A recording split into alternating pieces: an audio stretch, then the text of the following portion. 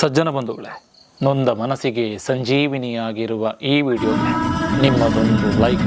ಕ್ಷಮೆ ಕೇಳೋದು ಒಳ್ಳೆಯದು, ಮರೆತು ಸಹಕರಿಸೋದು ಇನ್ನೂ ಒಳ್ಳೆಯದು. ನಾವೆಲ್ಲರಿಗೂ ಒಳ್ಳೆಯವರಾಗಬೇಕಿಲ್ಲ, ಆದರೆ ನಂಬಿದವರ ಪಾಲಿಗೆ ಅತ್ಯುತ್ತಮರೆನಿಸಿಕೊಳ್ಬೇಕು. ಸಾಧ್ಯವಾದರೆ ಬೇರೆಯವರ ಕನಸಿಗೆ ಮೆಟ್ಟಿಲುಗಳಾಗ, ಆದರೆ ಮೆಟ್ಟಿಲುಗಳನ್ನು ಒಡೆಯುವ ಸುತ್ತಿಗೆಯಾಗಬೇಕು. ಜೀವನದಲ್ಲಿ ಬೆಳಿಬೇಕಾದ್ರೆ ಹಣವನ್ನು ಮಿತವಾಗಿ ಬಳಸಬೇಕು. ಸಮಾಜದಲ್ಲಿ ಬೆಳಿಬೇಕಾದ್ರೆ ಪದಗಳನ್ನು ಮಿತವಾಗಿ ಬಳಸಬೇಕು. ಯಾರನ್ನು ನೋಯಿಸಲು ಇಷ್ಟವಿರದ ವಸ್ತುಗಳಿಗೆ ಅತಿ ಹೆಚ್ಚು ಕಷ್ಟಗಳು ಬರುತ್ತವೆ. ದ್ವೇಷವು ದ್ವೇಷದಿಂದ ಗೆಲ್ಲುವುದಿಲ್ಲ, ಆದರೆ ಪ್ರೀತಿಯಿಂದ ಮಾತ್ರ ಗೆಲ್ಲಬಹುದು. ಇದು ಶಾಶ್ವತ ನಿಯಮ. ನಾವೇನನ್ನ ಕಳೆದುಕೊಂಡಿರ್ತೀವಿ ಅದಕ್ಕಿಂತ ಶ್ರೇಷ್ಠವಾದದನ್ನೇ ಪಡೆಯುತ್ತೇವೆ.